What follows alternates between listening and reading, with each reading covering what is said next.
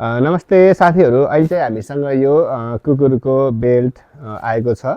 यो चाहिँ जम्मा हामीले हजुरलाई 250 रुपियाँमा उपलब्ध गराउँछौँ। यसै गरी हामीसँग हेर्नु त यो 550 रुपियाँमा जर्मन सेफर्ड कुकुरको लागि अथवा अलिकति ठुलो कुकुरको लागि हामीसँग यो डोरी आएको छ। राम्रो छ, निकै राम्रो छ यो डोरी। यसै गरी डगहरूको लागि हामीसँग यो थुप्रै सिक्रीहरू छ। यसको प्राइस जम्मा 200 रुपिसमा हजुरहरूले पाउन सक्नुहुन्छ। यो कुकुरको सिक्री हो।